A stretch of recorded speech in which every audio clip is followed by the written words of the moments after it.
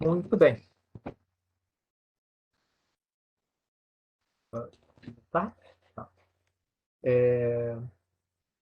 Então, a ideia, tá, da apresentação agora é falar, então, da linha, né, de pensamento, um pouco dessa disciplina e fazer, então, essa interlocução, né, conexão entre os conteúdos que vocês trabalharam nessa primeira semana, tá, para ter, então, um elo com os conteúdos das leituras da segunda semana e do trabalho, tá? Específico. Roteiro da apresentação, então, tem três grandes núcleos, né? Falar um pouco, então, de aspectos da etimologia do planejamento. Depois a gente passa, então, a fazer reflexões com relação ao planejamento em administração, tá? Para fazer, então, depois um fechamento com relação às potencialidades e limites do planejamento em administração. Certo?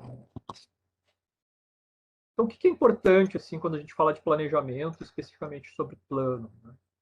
A origem do termo é curiosa, né?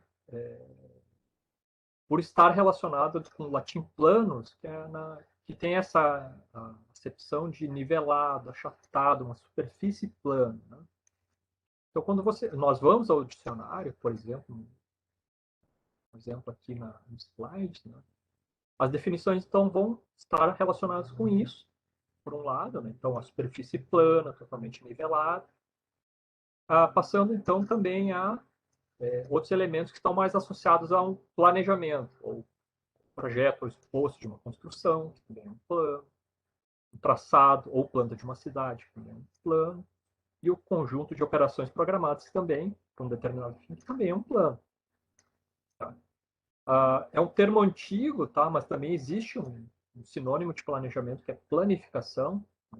Alguns textos um pouco mais de 70 anos, para 60, 70 anos para trás, assim, eles vão ter esse termo planificação, em espanhol também eles usam planificação, né? Onde então tem a acepção de aplainar, de planificar no sentido de tornar plano, mas também como um sinônimo de planejamento. Tá? E, obviamente, a pergunta é, bom, o que o plano de achatado, né, tem a ver com passado, presente e futuro, que é a nossa acepção de plano e planejamento, que muitas vezes a gente associa ao futuro, né? Apesar da aula passada vocês já terem essa interlocuções entre passado, presente e futuro, e como o planejamento também tem essas interfaces com relação ao que já aconteceu, o que está por vir. Aí um elo possível, né, para a gente fazer essa reflexão, né, são os mapas. Tá? Mas por que os mapas? O mapa nada mais é do que uma representação que se cria, né, aonde então pegamos a realidade, que são áreas geográficas ou até mesmo topografias e acidentes geológicos, na qual então passando por um processo de produção, né, aonde então vemos a realidade, que pode ser uma área geográfica específica, nós buscamos então fazer uma análise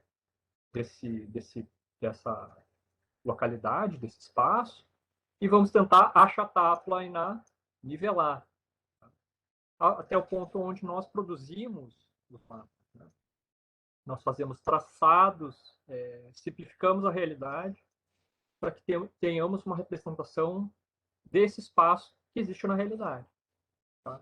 Então, o processo de planificação, tá, que vai ter, obviamente, uma relação com o planejamento para nós, ela está associada, então, com esse processo. Então, planejamento também pode ser tratado ou compreendido dentro dessa perspectiva. Aí eu trago aqui umas ilustrações para mostrar como isso aí é presente, né, na vida da humanidade já faz algum tempo. Tá? Isso aqui é uma presa de mamute, onde então há uma representação, né, de vales, rios, outros recursos naturais, né, talhados numa presa de mamute, tá? Estimado aí em 25.000 antes de Cristo. Tá? Então vejam, até mesmo para um deslocamento, para comunicação, ou até mesmo para a memória, isso é importante ter essas representações de alguma forma produzidas para que se acesse na hora que for necessário. Tá? Então, isso provavelmente tem um cunho artístico, evidentemente, mas também deve ter um cunho prático como uma forma peculiar, específica de mapa. Né? Isso é o mapa mundi babilônico, tá? Estimado no século VI a.C. Tá? Um dos mapas uma das representações antigas do mundo babilônico, inclusive com uma escrita cuneiforme no topo. Então, ele também vai representar o mundo babilônico tal como eles gostariam de representá-lo. Tá? Babilônia no centro e todas as representações de espaços importantes, ilhas, a Síria, por exemplo, está escrito ali, também representados aqui no mapa. Tá? Aqui outro exemplo curioso, né, que é então assim, um mapa astronômico, né, egípcio. Hoje em dia também se faz, por exemplo, muitas pessoas têm o costume de fazer mapas também astrológicos. No Egito antigo, no seu alto império, também existiam sacerdotes que preparavam, né, papiros e encantamentos que os mortos deveriam levar para outra vida. Tá? Fariam todo, então, um processo de planejamento da sua passagem, né, deste mundo para o outro mundo. Também é uma forma de programar e planejar, né, o que seria, então, a outra vida do indivíduo nesse plano outro, né, após a morte, da física aqui neste plano. Né? Então, também são formas, né, ou manifestações de plano. Né? Aqui o mapa mundi está arquivado em Hereford, né, na Inglaterra, que seria então também uma representação de uma cidade medieval. Certo? Aqui é um dos primeiros mapas onde há a definição de América, né? Uma das primeiras que se tem registro que vai aparecer o termo América, então ele vai começar então a fazer essa expansão de uma representação de globo, né? E aqui uma interessante, né, representação de mundo geocêntrico, né, onde o Terra está no centro do universo e que os demais astros, então, eles circulam o planeta, no caso representado de forma redonda, né? E então os demais astros então giram em torno da Terra, estimado em 1568. Tá? Então, para que eu faço então esse processo aqui de mostrar para vocês algumas imagens? Para que justamente possamos então ter algumas analogias iniciais entre mapas e planos para fazer uma reflexão com relação ao planejamento. Então, mapas têm sido criados e utilizados há muitos séculos, tá? Para definir, explicar, representar e se locomover. Tá? Então, eles trazem a nós as origens, a acepção desse processo de transformar num achatamento, num plano, numa simplificação, algo que estará relacionado com algo a ser feito. O que os mapas são produto do conhecimento. Tá? Acho que isso é importante ressaltar. Então, as experiências, matérias-primas de produção e também, né, além dos aspectos técnicos da produção de um mapa, por exemplo, nós também temos que lembrar e reconhecer que aspectos culturais, as nossas visões de mundo, também estão presentes nos planos, no caso nos mapas, e que também vão ser parte, né, do processo de planejamento de plano. Eles, além de ter um propósito na sua produção, eles também vão, e é isso que é importante, fomentar e propiciar a ação. E qual é a ligação que é preciso para falar de incerteza, né?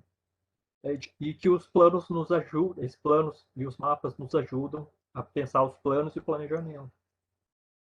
O mapa, ele não vai eliminar a incerteza, tá? Porque ele vai fazer uma representação de um determinado espaço, tá? Assim como um plano, no sentido administrativo e organizacional, ele também vai enumerar, elucidar e organizar ações. Tá? Mas o mapa, no mundo real, ele não elimina as intempéries, as surpresas, as catástrofes, as mudanças, inclusive de cunho geológico, né, que elas, em geral, são muito devagares, mas elas podem acontecer repentinamente. Então, o plano em si só, ele não elimina a incerteza. A incerteza é algo que não se elimina com o mapa. O mapa nos ajuda a navegar, nos ajuda a locomover e nos ajuda a nos preparar, né, para a ação. O mapa vai nos ajudar a ter um conhecimento prévio, porém, ele não vai eliminar a incerteza. E é isso que muitas vezes as pessoas têm dúvidas, dificuldades de, vamos dizer assim, de encaixe quando vão falar de planejamento. Tá? Que acho que o planejamento deveria eliminar a incerteza. Enquanto isso, na realidade, a incerteza é algo que se deve entender como sendo parte do processo de planejamento e os planos como representações de organizações e expectativas parciais que muitas vezes precisam ser ajustadas ao curso das ações. Tá? Isso vai estar muito relacionado, então, com o conteúdo dos textos dessa semana. Tá? Eles vão versar justamente, então, com relação a como, muitas vezes, então, a literatura da área de administração vai pressupor ou induzir a que os administradores ou os planejadores entendam que o processo de produzir planos, eles vão lidar com a eliminação da incerteza, quando na realidade não é exatamente isso que a gente deveria ter como norte. Tá? Então é um pouco isso que eu preciso então tratar com vocês durante essa interlocução. Tá? Então, os dois textos principais aqui, do Castor e Suga e do Mintzberg, então eles vão tratar de alguns aspectos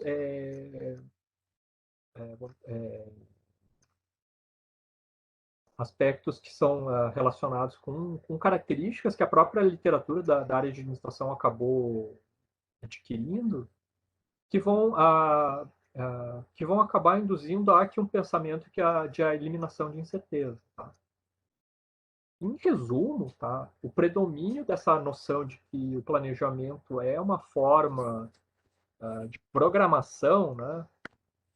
Ela vai aparecer como uma crítica um pouco mais áspera, no sentido de que muitas vezes a própria literatura vai achar que, uma vez planejado, as ações devem ser feitas da forma como foram planejadas, na forma dos planos, a despeito de a realidade induzir, dizer ou mesmo apresentar elementos que sejam contrários, né, ou que não, ou aquelas ações não sejam exatamente as mais adequadas. E parte dessa característica vai surgir pelo predomínio de excessivo aspecto formal, né, formalização, com relação às especificidades de como as tarefas vão ter que ser desempenhadas. Tá? Então, parte da construção dos dois textos vão versar de diferentes formas, um mais voltado para a administração pública e outro com uma visão um pouco mais empresarial, né? Mas acabam chegando a um ponto muito similar, tá? De discussão e crítica. Obviamente, a gente não pode esquecer que planejamento é um elemento central dentro da administração. Tá? Fayol, lá em 1915, já falou então da questão do prever, né? Que depois é incorporado dentro da administração como planejar como sendo ação central, né, relevante dentro da administração. Acho que isso não podemos descartar de forma nenhuma. Tá? Só que a partir da década de 50, a elaboração, então, de dessa acepção de planejamento como programação surge muito forte. Inclusive, algumas das formas de definição de planejamento em inglês era programming, né? A programação mesmo. Então, tem esse aspecto muito forte assim, de uma ação muito focada e muito organizada de uma forma bastante restrita, tá? E bastante estrita também, né? Com relação ao planejamento. Então, eu não vou tratar todos os aspectos do texto, né, mas é importante ressaltar esses aspectos centrais aqui do texto do Castor e Suga, né? Então, alguns dos contrapontos que eles põem da noção de planejamento com relação ao planejamento dominante. Tá? A crítica com relação à separação, né, entre planejar e executar é um problema de origem, muitas vezes, da área de administração, que vem lá já desde o Taylor, né, principalmente, que ele diz que vai ter alguém que vai ter que planejar e outro lado que vai ter que executar.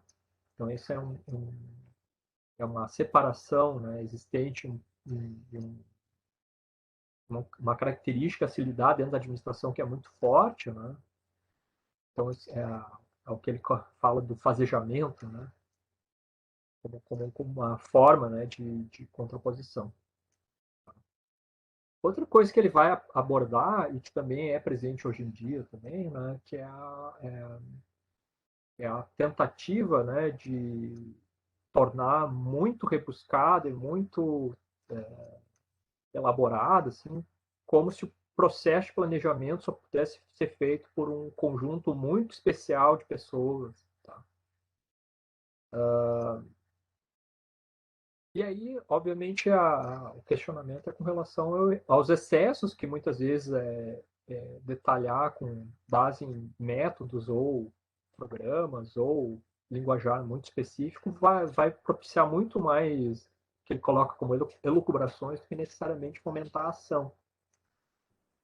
Isso também pode ser um problema, né, dentro dessa perspectiva, que acaba se tornando uma forma até de, vamos dizer assim, criar um jogo, né, uma forma de interlocução política dentro das organizações. Ele também vai falar, então, do planejamento como algum tipo de status empresarial, né, como se fosse simplesmente, eu estou dizendo que eu tenho planejamento estratégico, ou vai dizer ou hoje em dia talvez alguém diga balance scorecard, ou outro termo bastante específico, né, uma forma muito específica de dizer eu tenho alguma coisa e isso me faz estar dentro de um patamar, né, elevado de organização, né? Quando muitas vezes isso também não está relacionado estrito senso a planejamento. Muitas vezes vai estar mais relacionado com status ou outra questão que a literatura também nos ajuda a entender.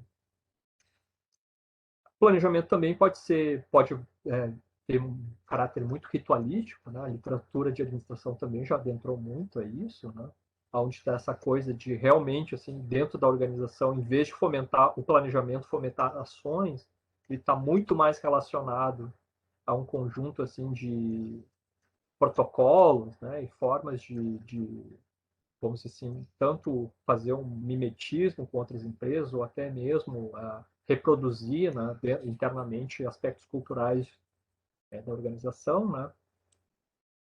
E aí a última crítica com relação à camisa de força, que é produzir, por um lado, então, alguém que planeja e vai definir o que tem que ser feito, e o outro lado que só tem que cumprir ordens e que não tem que pensar com relação a absolutamente mais nada, além de cumprir ordens.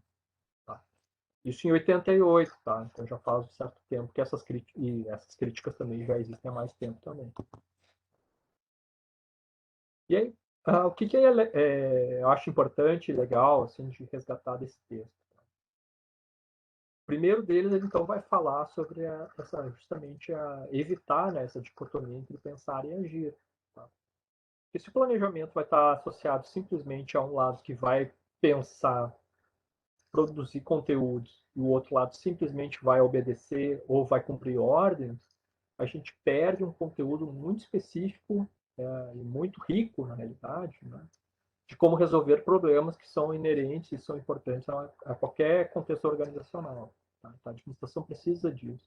Porque muitas vezes o próprio método vai restringir, né? E não vai reconhecer a capacidade de pensar que existe entre as pessoas que estão a priori, né, dentro dessa perspectiva, como cumpridores de ordem, quando na realidade eles também deveriam ser parte, né, de como a administração vê o seu processo de organizar. E aí envolver, claro, aí vem a parte difícil. Como é que se envolve as pessoas que estão no meio da ação a refletir e a planejar as suas tarefas? Isso é um desafio bastante, não é tão simples quanto aparenta. E o segundo ponto importante de premissas a se resgatar é evitar justamente também essa dualidade, ou essa dicotomia entre técnico e político. Tá?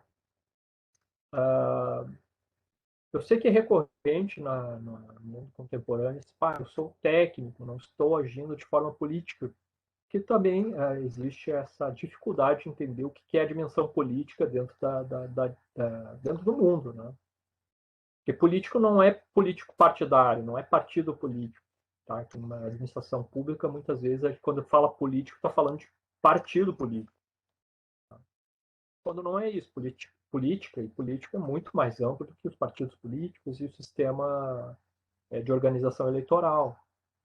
E entender que o técnico político tem um relacionamento íntimo é entender que as pessoas têm interesses, as pessoas têm restrições, e isso vai transparecer de alguma forma ou outra na forma como a administração vai organizar suas atividades, vai planejar suas ações, suas estratégias, tá? E como ela sobrevive no mundo.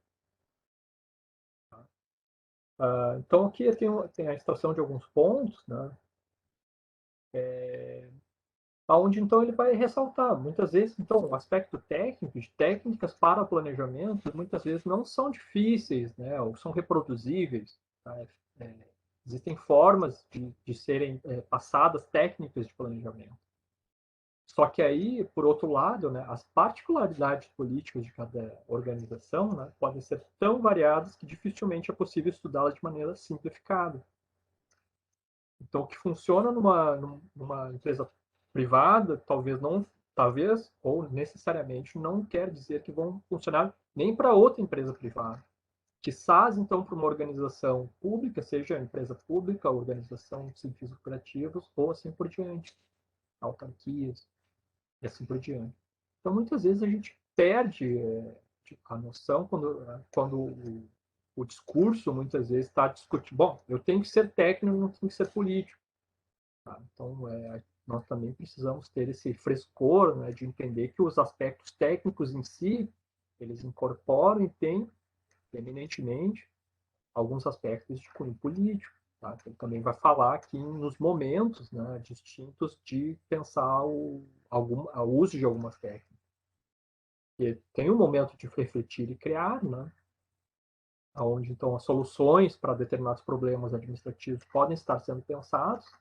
Mas também tem um momento que é político, de entender a viabilidade política de determinadas ações de acordo com as pessoas e o contexto onde essas pessoas vivem. Então, as discussões, por exemplo, só para dar um exemplo muito breve, de hoje, onde algumas pautas, por exemplo, de discriminação, das desigualdades de gênero, desigualdades econômicas, nós temos uma realidade que há 50, 60 anos, no mesmo país, no Brasil, elas não teriam o mesmo eco. Porque as reflexões políticas, as noções de como esses processos ocorreram nos últimos anos, elas são diferentes, porque as pessoas são diferentes, o país é o mesmo, mas as pessoas mudaram, outras pessoas surgiram no plano político, as orientações são diferentes. Então, isso muda, altera o panorama e isso tem que ser compreendido por parte da administração pública também. E aqui mais um trecho aqui que é interessante, ó. Isto demonstra a ingenuidade do planejamento empresarial eminentemente técnico, de que muitos se orgulham, e dos planejadores que negligenciam aspectos políticos da organização, notadamente aqueles que se relacionam com a distribuição e o exercício do poder. Tá? Isso é muito, esse texto, então, resgata questões muito importantes em relação a esses contrapontos para refletir o planejamento que são válidos até hoje. Pois bem, o outro texto, tá, é uma hipersíntese desse livro, né, do Ascensão e Queda do Planejamento Estratégico do Mintzberg. Tá? É um livro lançado em 94 nos Estados Unidos, tá? Traduzido ao, no Brasil, acho que uns 10 anos depois. Tá? E então ele vai fazer esse também uma revisão e um questionamento com relação ao planejamento estratégico nas empresas dos Estados Unidos. Tá? Aonde então ele vai justamente buscar a ascendência de, bom, por que o planejamento estratégico se tornou, de alguma certa forma, um ferramental que foi predito e predizido como a única e melhor forma de gerar competitividade, tá? Fazendo uma alusão ao Taylor, de novo, com relação a ser o único caminho, né? O único e melhor caminho para conduzir a formulação de estratégia e a planejar as ações das empresas. Então, esse processo de planejamento estratégico até hoje muitas vezes é dito, predito como sendo sinônimo, né, de estratégia. E um dos argumentos centrais dele é dizer, pode ser que sim, mas nem sempre o é. Mas é onde começa a surgir justamente essas dificuldades que o planejamento estratégico, então, em um momento da década de 60, ascende, e a partir da década de 90 e 2000 começa a descender, né? A ter a sua vitalidade questionada dentro da literatura de administração nos Estados Unidos e aqui também no Brasil também.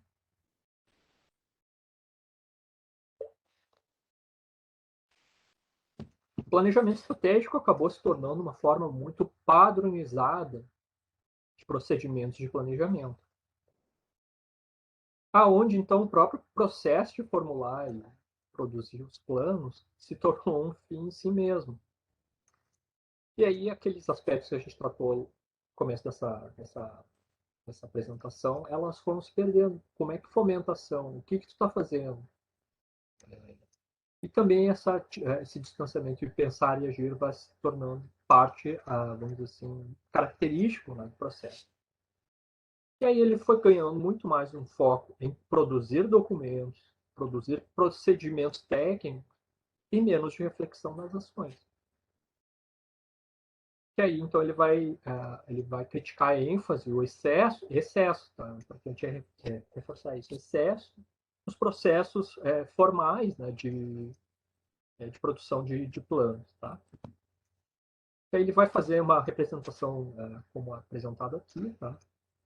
Onde, então, ele vai, aqui da esquerda para a direita, vai aumentando o grau de formalização, né? Ao ponto que, na ponta, né, ele vai acabar se tornando uma forma intrusiva de controle, porque ele vai basicamente programar as atividades independentemente se é ou não adequado para aquele contexto específico. Tá? Então, de focalizar, estabelecer, ordenar dados, etc., até chegar a programar e, vamos dizer assim, no texto do Castor e Suga ele vai falar de camisa de força, né? Esse é o processo que ele está criticando nesse livro também. Tá? E aí ele vai tentar resgatar, tá? Esse texto do Mintzberg também é importante para isso, né? O que é importante, voltar a lembrar dos aspectos centrais do que é o planejamento, né? E por que planejar é importante, que também vocês já trataram no texto da semana passada com o Carlos Marcos. E a questão de ter o futuro em conta é muito importante. E aí ele vai lembrar de um aspecto. Muitas vezes o formal é importante, não há dúvida, tá? Deixar documentado certas ações, procedimentos são importantes, mas também ele ressalta e reforça que muitas vezes processos informais, sem técnicas muito elaboradas, sem tanta rigidez, muitas vezes são tão importantes quanto, e aí vai depender muito de qual organização a gente está falando, né? no processo de planejamento. Tá? Aí ele faz uma síntese aqui curiosa para a gente pensar aqui. Ó. Então, o que ele diz aqui num determinado ponto do livro? Uma organização pode planejar, considerar o seu futuro, sem se engajar em planejamento, na sua acepção, planejamento é procedimento formal, mesmo se produzir planos, intenções explícitas, ou seja, definir o que quer fazer. Uma organização pode se engajar em planejamento, procedimento formalizado, apesar de não planejar, considerar o seu futuro. Pode parecer paradoxal, tá? Mas quando a gente se atende só à técnica e não pensa no que vai fazer de fato, nós podemos simplesmente estar reproduzindo a técnica e não fazendo o planejamento no sentido de produzir a ação. E isso é uma advertência muito importante. Na administração pública também é verdade, na área empresarial também, onde muitas vezes o plano simplesmente é um documento. É um documento, ele não vai nada especificamente relacionado à organização da organização vai surgir daí. Tá? Faz muito tempo, assim, faz muito tempo. Quanto tempo? Há uns 15 anos. Tá? Eu fiz uma pesquisa com relação a isso em incubadoras de empresa, né? Aonde na produção de planos de negócios, que hoje em dia também eles também o fazem, né? Muitas vezes, esses planos na realidade não estavam necessariamente relacionados ao que as organizações fariam, que aqueles pequenos empresários fariam. Era simplesmente um documento. Importante para repensar, importante para refletir, importante para definir rumos, mas não raramente, eu diria até que era bastante comum, após a produção de um plano de negócios, dada a mudança do contexto, 6 meses, 1 ano, 2 anos depois, essa mesma empresa de pequeno porte já estava fazendo uma coisa completamente diferente. E não está errado fazer isso, tá? Mas aí, de novo, é importante refletir o que é um plano formalizado. Só para fazer essa pequena inserção aqui. Tá? Porque aí, aqui, o problema não está em formalizar em si, porque formalizar é importante. Mas é preciso ter atenção aos excessos, porque isso pode gerar equívocos de compreensão. E o Mintzper fala outra coisa muito legal aqui, que é não há fórmulas prontas para fazer coisa alguma na área de administração.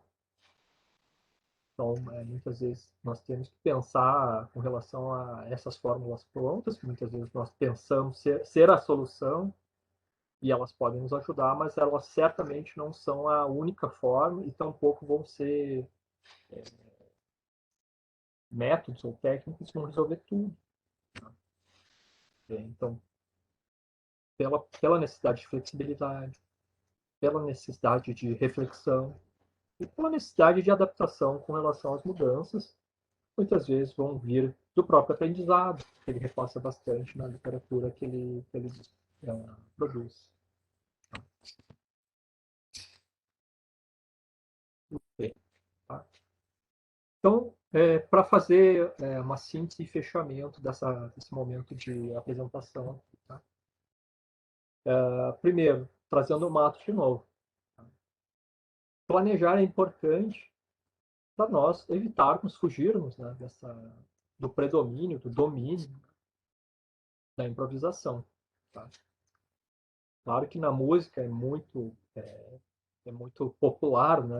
Muito sabida a coisa, deixa a vida me levar. Mas no mundo da administração, no mundo da administração pública, não é bem assim. Tá? Porque o exercício técnico, intelectual e político e os problemas existentes na realidade que nós vivemos certamente não nos permitem pensar dessa maneira. Tá? Porque os problemas são fatos. Hoje estava comentando que é um dia frio aqui em Porto Alegre, por exemplo, cidade onde eu resido, mas justamente por ser frio, é preciso uma série de ações que vão dirimir as dificuldades das pessoas em situação de rua, as pessoas com restrição econômica, no momento de pandemia, problemas de alimentação e assim por diante. A administração pública não pode se calar, não pode se é simplesmente deixar levar pelos problemas. Ela precisa estar preparada para lidar com as situações que são materiais, objetivas e presentes. E sabidas. Tá? Isso é o mais importante. O excesso nos aspectos formais pode inibir o aprendizado e a inovação. Então, são aspectos a se pensar quando precisamos, né, ter esse processo de reflexão de que, bom, se a forma como a organização lida com algumas situações não é adequada, muitas vezes é preciso mudar. Mas para mudar é preciso ter essa abertura para o aprendizado e inovação. Aí o distanciamento do planejar e agir muitas vezes vai fazer com que o desvínculo, né, o desvínculo de compromisso com relação ao que se faz também seja fomentado. Tá? Então é preciso ter essa preocupação como um pensamento mais abrangente, né, quando falamos sobre planejamento. E a reflexão de que há formas, né, de incorporar um pensamento em planejamento que não seja tão amarrado a questões formais. Tá? Então, muitas vezes os vínculos, as relações específicas que algumas organizações mantêm, elas podem fomentar, mesmo sem ter tanta formalização, o processo de planejamento que é condizente e adequado para a sua realidade. E aqui formalizando. Formalizar é importante para fixar a direção e diminuir ambiguidades. Tá? Para isso ele é muito importante. Mas muitas vezes, onde há necessidade de aprendizado, o excesso de rigidez pode inibir a adaptação e a capacidade de conduzir a mudança. E o Mitzvah fala que é outra coisa muito, muito interessante, que é processos informais de gestão são inúmeros e fazem parte da dinâmica de planejamento nas organizações. Então é importante também lembrar isso e ter esse reconhecimento de sua importância como processo, como parte do processo de planejar. E aqui mais algumas sínteses com relação, então, a aspectos a reconhecer do aspecto da questão do planejamento. Sim, tá? O planejamento envolve elementos técnicos, tecnológicos e culturais. Tá? Então, ele, de forma nenhuma, o planejamento é um processo neutro. Tá? Então, ele certamente incorpora todas essas questões no seu processo. Isso é importante para a gente entender que o processo de planejamento também é um processo intelectual. Tá? E todo esse processo de incorporação de métodos e técnicas de definição de objetivos e lidar com questões de interpretação da realidade, eles obviamente são parte do processo de abstração que envolve nossa capacidade intelectual. Então, é um processo intelectual. E ele é um processo político. É a dimensão política que vai definir quais técnicas também serão permitidas, quais objetivos serão ou não serão serão adequados ou considerados adequados para o cumprimento dos objetivos da coletividade. Então, na hora de esboçar decidir ações, nós também estamos agindo de forma a intervir na questão da política organizacional. E política no sentido mais amplo também. Matos também diz uma coisa que é muito legal aqui, que é a questão de que um plano só se completa na ação, nunca antes. Então, plano como plano, ele obviamente tem como, por exemplo, o documento, ele tem seu valor. Mas o planejamento e o plano, ela só vai se cumprir na ação. Assim como o mapa que foi produzido, não importa se há 25 mil anos atrás, se ele fomentou a ação, ele cumpriu seu propósito como mapa. Mapa que foi produzido no período medieval para um deslocamento ou para definição de demarcação, ele cumpriu seu papel, porque ele fomentou e presidiu a ação, como diz o nome. E nunca antes. Então, o processo de planejamento, a gente não deve ver o seu valor em si só, mas sim como um fomentador da ação. E aí também, voltando à questão, o tema da disciplina, que é a incerteza, né? Ela deve ser considerada como um elemento constituinte do mundo, não como uma exceção. Tá? Então, o planejamento ele não vai eliminar de forma nenhuma a incerteza. E o planejamento tem que, então, essa é a minha proposição, né? O planejamento deve incorporar e ser aberto a justamente o processo de mudança, as surpresas e o desconhecido, porque ela é parte constituinte da realidade. É impossível saber tudo o que vai acontecer, porque senão o processo de planejamento seria simples e não complicado. Tá? E isso torna, obviamente, o processo muito mais aberto e muito mais provisório. Tá? Alguns vão entender isso como sendo uma debilidade, como uma fraqueza, mas quando, na realidade, ela tem que ser considerada como sendo um reconhecimento das restrições e limitações que nós, como administradores, e as pessoas que estão vinculadas à organização têm com relação à realidade. Porque, na realidade, a realidade ela vai nos impor sempre mudanças,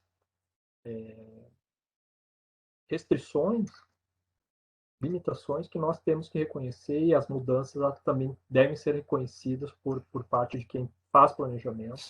Isso é central para o mundo da administração em geral e da administração pública também.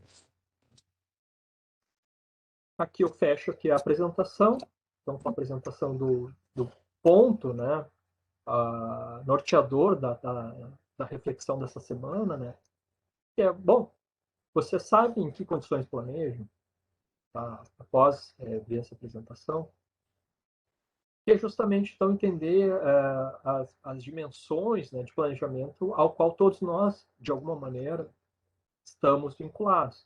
Tá? Então, um pouco a ideia, e aí no mundo organizacional, das organizações da administração pública em particular, é bastante regular que se tenha um processo de formais e deliberados, mas também há questões que não necessariamente estão envoltos apenas nos aspectos formais.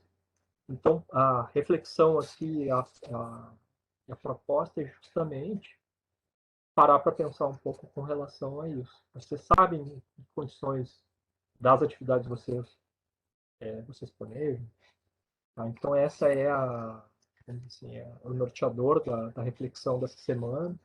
Tá? E aqui, então, eu encerro a parte também formal, né, da apresentação, que é do texto, para abrir para manifestações, perguntas, dúvidas de vocês com relação aos textos, à apresentação e tudo mais, tá bom? Tá bem?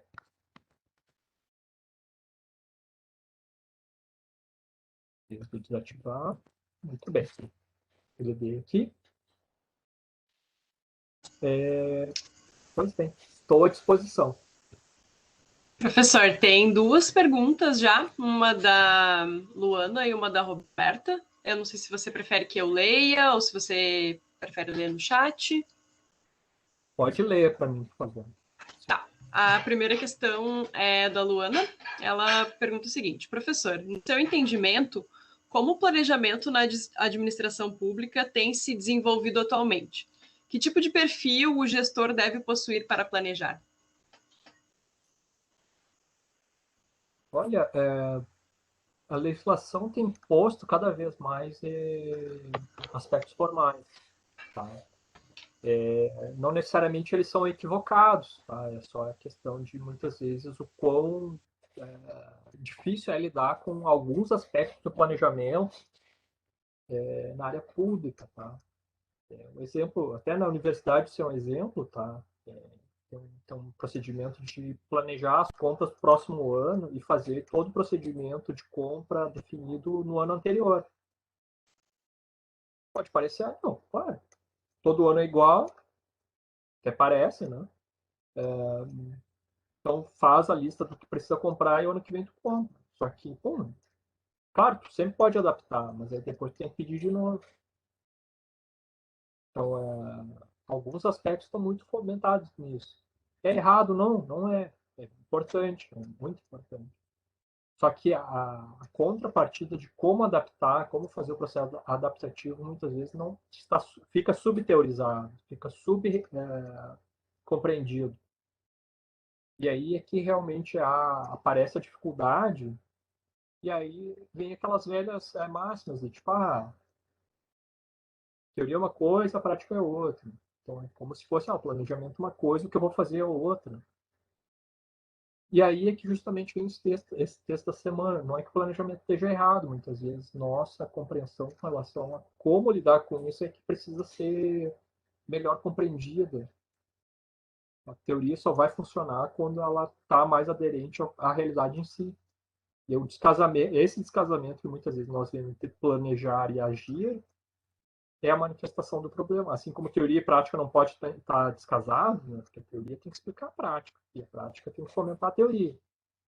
Assim como o planejamento tem que estar ligado com a ação. Se a ação não está ligada com o planejamento, a gente também tem que entender o que está acontecendo.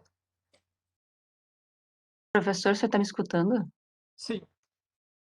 É que não aparece para mim aqui. Boa noite para todos. Boa Professor, noite. eu achei legal o exemplo que o senhor deu do PAC, porque na nossa unidade, pela primeira vez, a nossa diretora tentou ouvir todos os setores e as suas demandas. Não ficou só na cúpula para decidir o que comprar. Aí eu expliquei para eles que isso é muito importante, em que pese não ser atendido todas as demandas, fica registrado ali, né, para o momento, quando o orçamento, né, for melhor, né, pois não está muito boa, mas fica registrada as necessidades. Nem que a gente tenha que repetir isso, mas eu achei bem legal essa postura do gestor. Ele tem que, né, ouvir quem está trabalhando ali em loco, ali nos seus setores específicos, e não ficar só, vamos comprar assim de modo geral, né, e não atender, né, as necessidades. Achei bem interessante esse exemplo mesmo, professor. Eu lhe perguntei porque exatamente tem uma parte do texto, não sei se é o primeiro texto ou esse da semana, que fala sobre essa questão do gestor e do planejador, né?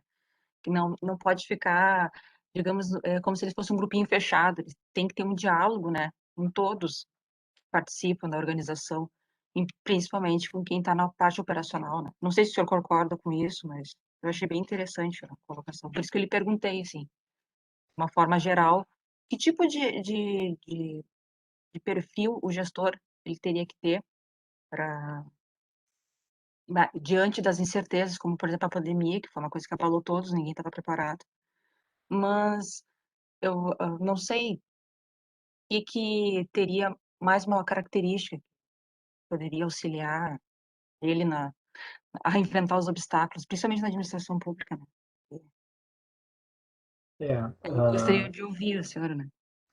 Tá bom, claro. É que aí vem claro, primeiro, assim, o PAC especificamente é um exemplo da universidade, não sei, são só para as universidades, tá? Que aí me foge um pouco o conhecimento nesse momento.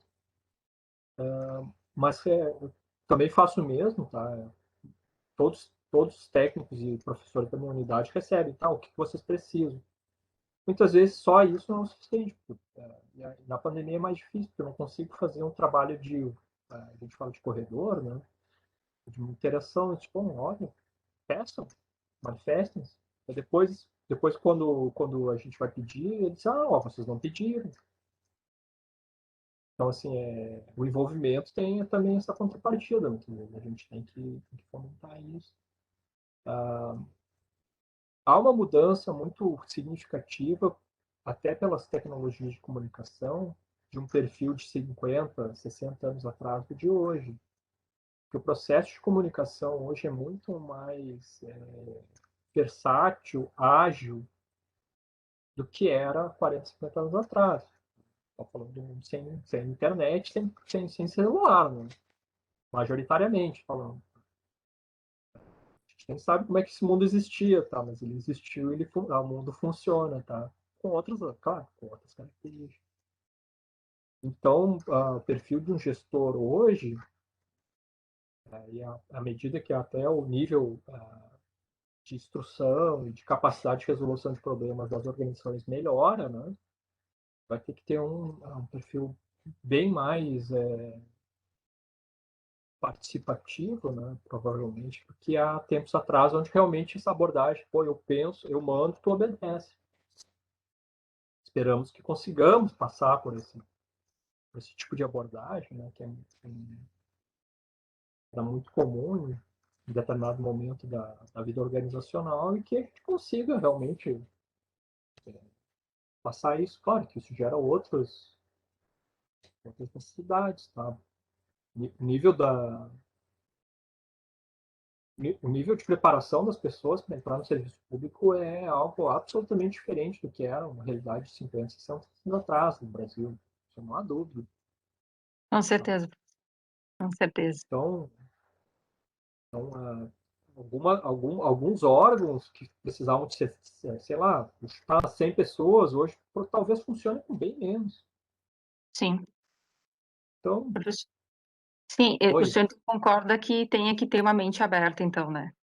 Como diz, o gestor tem que ter uma mente aberta para, né, para tentar se adequar às mudanças na organização, no cenário político, econômico. claro, porque assim, por que então, o texto do Minsker nos traz isso? O processo de planejamento estratégico, como programação, como acepção de programação, caiu tanto. Assim. É que justamente o processo de aprendizado é o outro lado. Mas como é que tu aprende? Tu aprende se tu tem abertura. Tem que reconhecer determinadas questões, limitações, mudanças, né? Tem que incorporar isso. Nem todas as pessoas têm essa personalidade. E isso é um dificultador para algumas coisas, para outras não. Algumas pessoas não, como é que é? Sou definido, eu sei o que eu vou fazer e eu vou morrer tentando fazer o que eu acho que é o certo. Então, ok. Tem vezes que tu tá certo, mas em todas as outras tu vai estar errado. E aí tu não vai fazer nada para adaptar. Então, assim, realmente é uma questão de leitura e compreensão da realidade. Tem gente que é invariável, como dizem, não muda. Ou ele ou ela não quer mudar.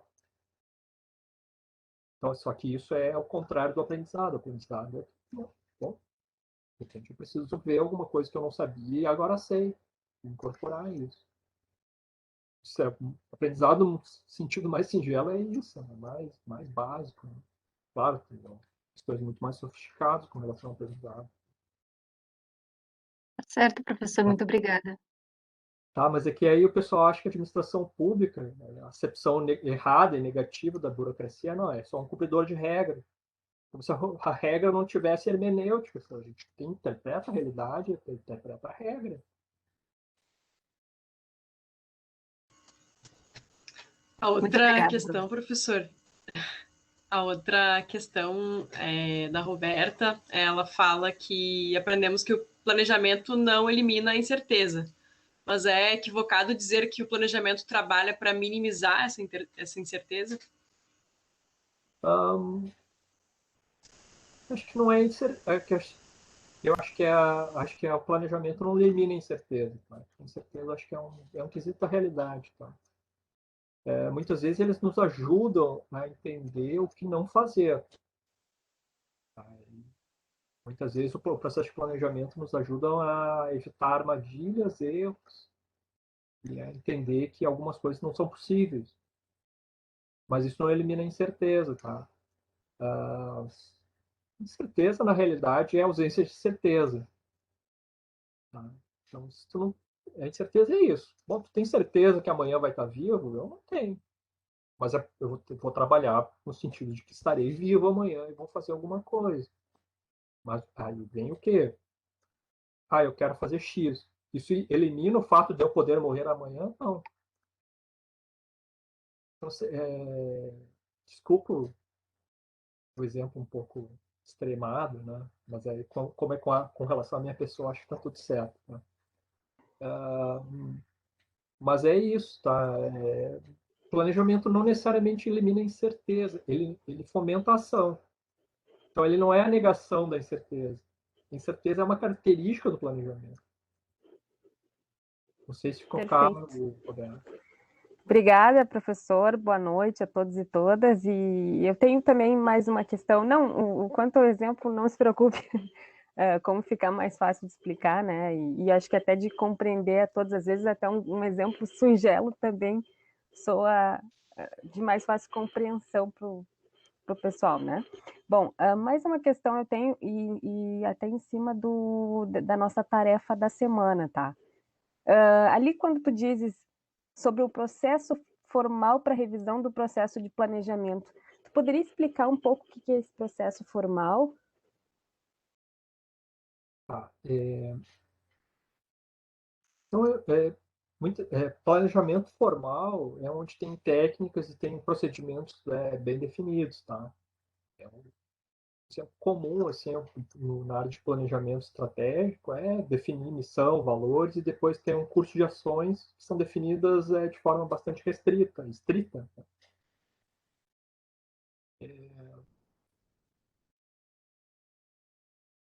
Muitas vezes, tá? Então, dependendo do tipo de organização, eu estava dando o exemplo do PAC, é uma forma de formalizar compras. Tá? Outras organizações vão fomentar outras coisas. Aqui na universidade também tem programas de treinamento, programas assim, programas assados. Tá? Metas a serem cumpridas, objetivos a serem cumpridos. Tá? E eles vão fomentar e produzir aspectos mais formais. Os informais vão estar muito mais relacionados a elementos que vão versar sobre planejamento, mas que não necessariamente vão estar vinculados, estrito senso, a procedimentos e técnicas mais estáveis e produção de documentos, por exemplo, que é os que estarão mais relacionados com aprendizado, mudanças que vão acontecendo ao longo do tempo, alteração inclusive mudanças de metas formalizadas para mais ou para menos. Não sei se ficou claro, Roberto. Ficou assim, perfeito, muito obrigada. Tá? Porque é incomum, tá? Não é incomum, pode acontecer. Vai depender da organização. Tem organização que planeja de forma formal, mas mais comumente tem organizações de pequeno porte, privadas, sim, empresa familiar, muitas vezes não tem planejamento nenhum. Formal, planejamento tem. Então é um pouco isso, assim, pô, em que condições eu planejo? Todas as minhas ações são formais, são formalizadas? Quais são, quais não são? Como é que eu planejo minhas ações? Eu planejo ou não planejo? É um pouco isso, um espírito um pouco do exercício é produzir justamente essa reflexão. Em que condições vocês planejam? Planejar, eu tenho certeza que planejo. Nem que seja minimamente, tá? Minimamente. Tenho certeza que todo mundo planeja. Eu planejei essa aula. Não é que eu programei ela, que eu não tenho como programar as perguntas de vocês. Eu não sei o que vocês vão perguntar, nunca sei. Mas eu tenho que estar preparado. Né? Preparar o curso inteiro, tem que conversar antes, depois. Tem a tarefa, tem isso, tem aquilo. Mas também não tem como definir o que vocês vão me perguntar, né? Aquela velha brincadeira lá do Aí vem a futebol, incerteza, né? Isso, pô. É aquela coisa, tem aquela brincadeira do futebol lá, né? Que o técnico diz, faz isso, faz aquilo, faz não sei o que, faz não sei o que, outro. Aí o jogador pergunta, mas tu combinou com. Aí, alguns dizem que eram os russos, outros eram os tchecos, eu não sei, tá? Mas não importa. Essa anedota, assim, tipo, tu combinou com os russos? Não Professor, adianta programar tudo, né? Diga, sim, Luana. só mais uma pergunta só, em relação ao trabalho. A gente pode responder com perguntas ou você prefere que seja em texto e englobando essas perguntas no texto? Como assim responder perguntas? Questionário, isso que eu quero dizer. Ah, tá. Isso, Pode ser Respondo. ou... responda do jeito que vocês acharem que faz sentido. Eu achei que tivesse porque pelo enunciado parecia que o senhor queria que trouxesse para dentro do texto as questões e a gente fizesse uma reflexão Não, assim. não, é que Legal. as perguntas ajudam a fazer o Ah, processo de reflexão, tá? Não serei eu que vou inibir o processo de reflexão tá. de vocês. Como é que é? Enquadrando, né, as perguntas ao que tem que ser respondido. Acho que esse não é o objetivo. O objetivo é pensar. Tá. Se vocês estiverem pensando, estarão cumprindo com o objetivo da disciplina e, particularmente, se estiverem pensando sobre aspectos formais e informais do planejamento. Obrigada, então. Parece fácil, mas não é. Tá? Mas na medida que vocês estiverem incorporando nas respostas de vocês, os pontos de reflexão, é suficiente.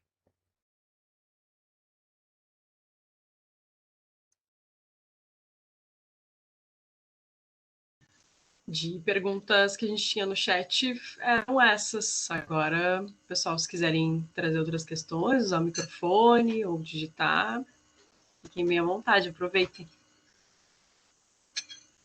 Eu queria agradecer pela aula e até assim de uma forma bem simples e singela e verdadeira, tá?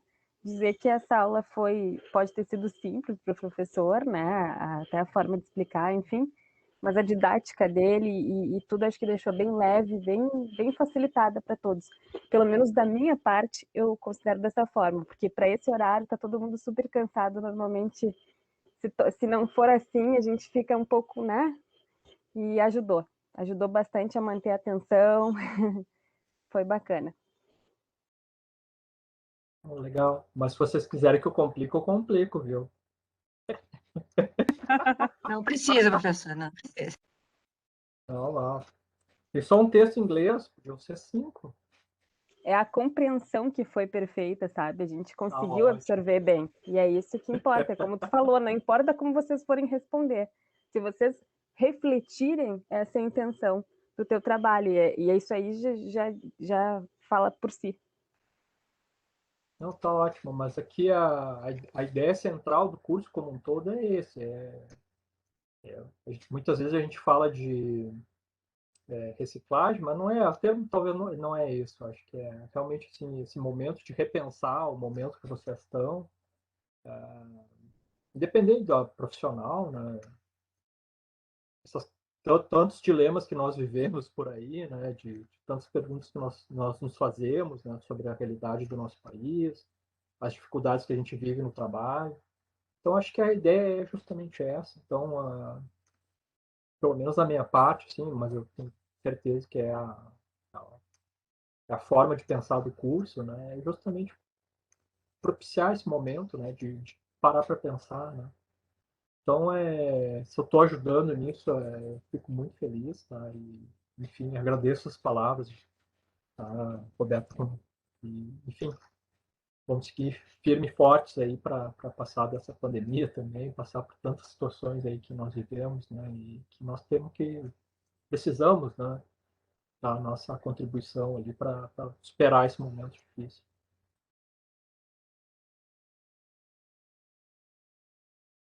O pessoal está só comentando aqui, professor agradecendo pela aula, todo mundo concordando com a Roberta, que foi porta-voz. E acredito que finalizamos, então, a nossa conferência de hoje. Na semana que vem a gente se encontra novamente. Semana que vem vai ser animado também, viu? Entrando em dúvidas, perguntas, que vai ser animadíssimo. E se vocês quiserem que fique mais difícil, o professor já disse que está à disposição. É só eu sinalizar que ele manda mais texto em inglês também. Eu pesquisei tantos textos legais aqui para a disciplina. É só pedir. Por enquanto está tudo tranquilo, eu falei. Vocês estão bem tranquilos por enquanto. Claro, Então, não, tá ótimo. Eu acho que tá ótimo. estão agradecendo, falando que não precisa de dificuldade. Então tá bem, gente. Mas se precisar, Não, só pedir. não é verdade. Tá difícil, mas pode ficar mais. Então tá, professor, Tá bom, obrigada pela aula. Assim que tiver a gravação disponível, a gente avisa vocês por mensagem também. Uma boa noite e obrigada pela participação. Boa noite, gente. Tchau, até semana que vem.